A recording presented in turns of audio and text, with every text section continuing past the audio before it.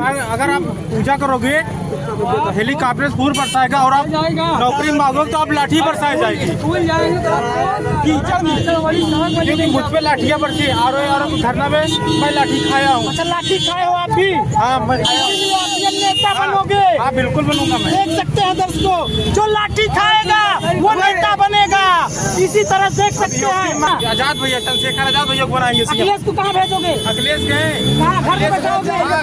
बैठ गए। हाँ, देख सकते हैं चंद्रशेखर भैया आए हैं हम सबकी आवाज उठाने, इसलिए 27 में मन्ना भैया को गए। अब आप देख लीजिए भीड़ चारों तरफ से, क्योंकि ये आप युवाओं के नेता उठाने वाले पहले व्यक्ति हैं। अच्छा, समाजवादी पार्टी वाले, इंडिया गठबंधन वाले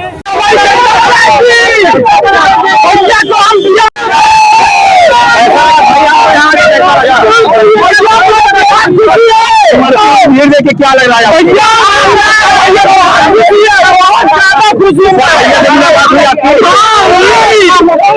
भैया यहाँ से निकलने के बाद कहाँ पे जाने वाले हैं?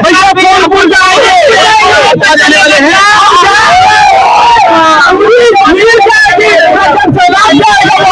यहाँ आने के बाद आप लोगों को क्या संदेशा दिया?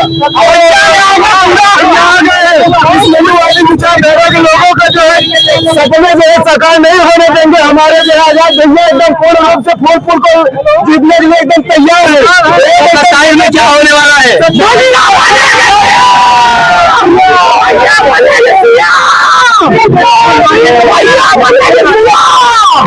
देख सकते हैं भैया कितनी ज्यादा भीड़ यहाँ पे लगी हुई है और देख सकते हैं चारों तरफ यहाँ पे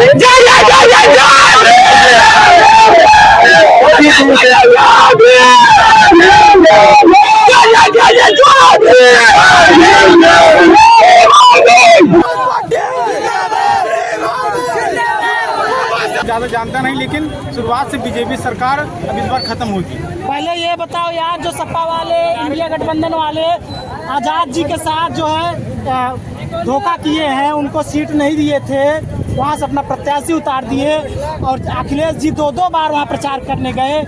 उस पर क्या देखते हैं, किस तरह देखते हैं? क्या एक तरह से धोखेबाजी है? उनको भी 2024 में पता चल गया है, समझ रहे हैं।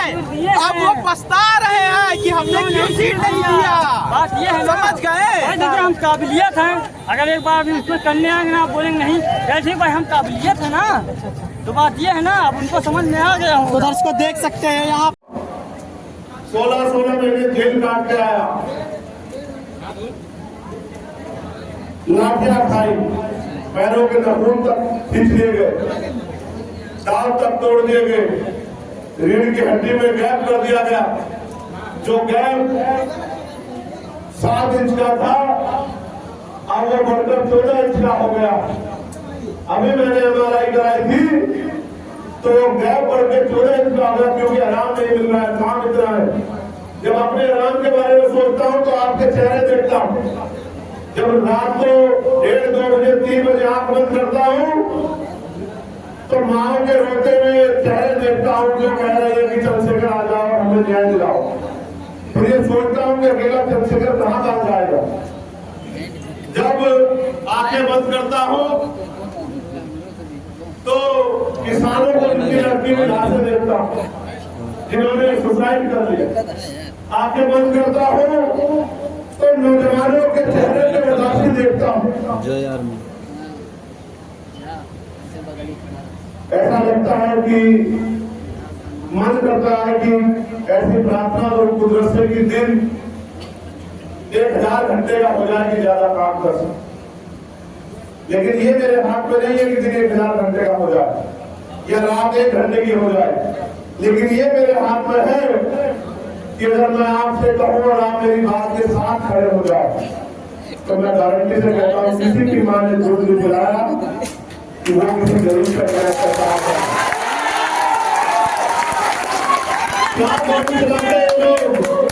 ये इन्होंने मेरे ऊपर 4 गोली चलाई, आपको याद है, 1 साल भी नहीं बीता इस बात को।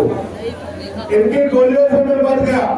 मुझे अपने जीवन की परवाह नहीं है, क्योंकि मेरे बाद और मेरे साथ मुझसे ज्यादा अभिमानी लोग इस आंदोलन को संभाल रहे हैं।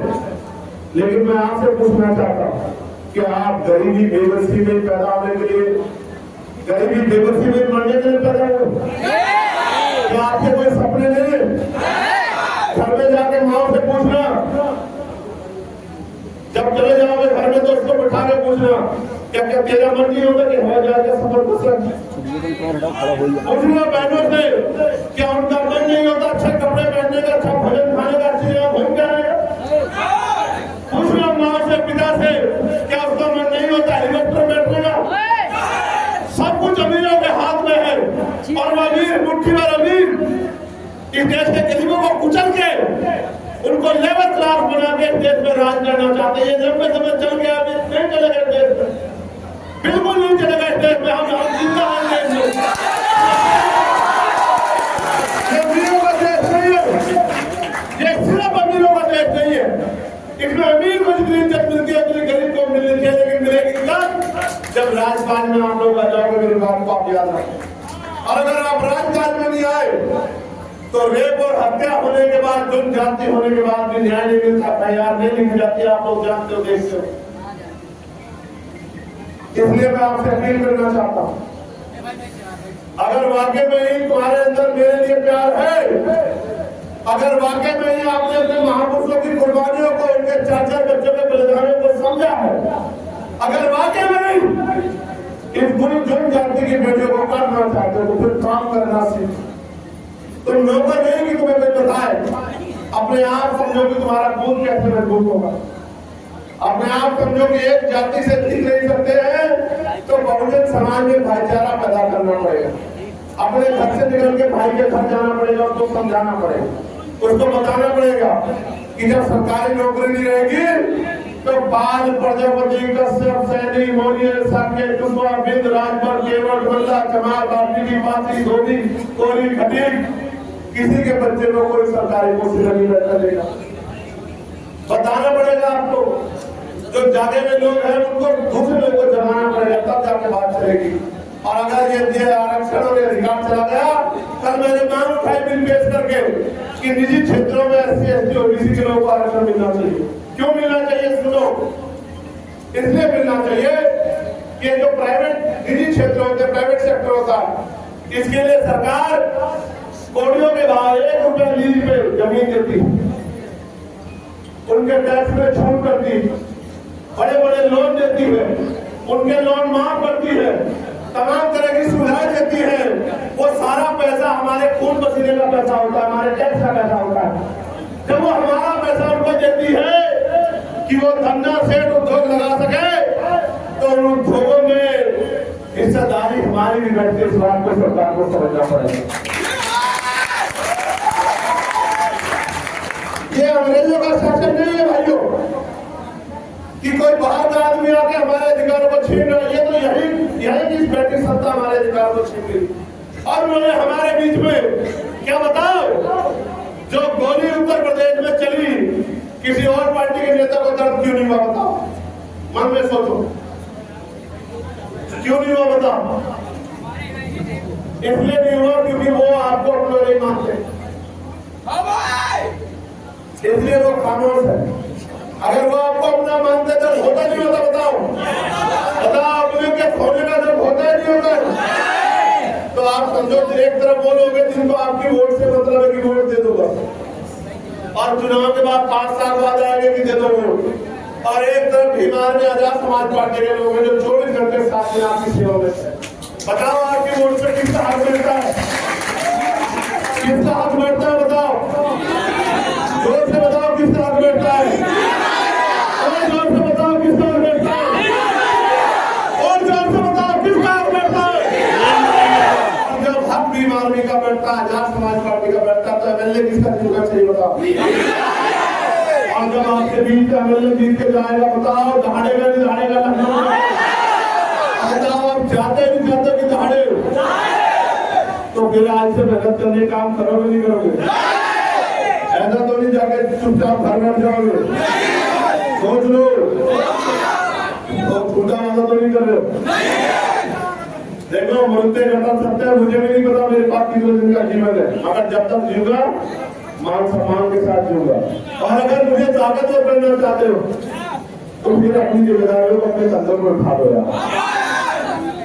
फिर मैं आपको वचन देकर कहता हूँ, अगर आपने अपनी जिम्मेदारी कंधों पर उठा ली तो 2027 में वो सैलाब आएगा कि आपके क्षेत्रों में एम्स जैसे हॉस्पिटल भी बनेंगे और उद्योग धंधे मिलकर हमारे पढ़े लिखे नौजवानों को रोजगार मिलेगा। और तो एक तरफ बड़े बड़े प्राइवेट स्कूल, दूसरी तरफ सरकारी स्कूल बंद किए जा रहे हैं। गरीब नहीं घुस सकता प्राइवेट स्कूल में। और समान शिक्षा प्रणाली लागू होगी। गरीब का बच्चा भी डॉक्टर इंजीनियर बनना चाहे, वकील बनना, जज बनना चाहे तो बहुत कम पैसे में उसको पढ़ाई करने का अवसर मिलेगा।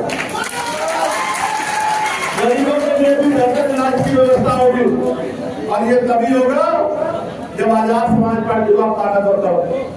किसी बहन बेटी की तरफ से गुंडा आदमी उठा के देखेगा, किसान सुसाइड नहीं करेगा। कब? जब आजाद समाज पार्टी ताकतवर होगी।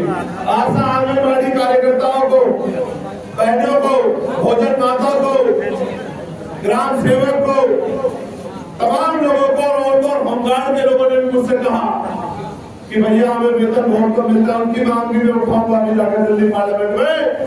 मैं आपको भी कह रहा हूँ, इन सबका वेतन वृद्धि, चाहे अनुदेशक हो या शिक्षा मित्र, उनकी लड़ाई, उनका वेतन वृद्धि या पुलिस के लिए 8 घंटे की ड्यूटी, इनके लिए भी हम लोग सारे काम करने का काम करेंगे। लेकिन आपके अपनी ऐसे मुट्ठी बंद करो, सब लोग ऐसे जोर से मुट्ठी बंद करो। मुट्ठी में जोर होना चाहिए। समझो इस मुट्ठी में आपका अधिकार बने और आपने अगर मुट्ठी ढीली छोड़ी तो अधिकार छिन जाए।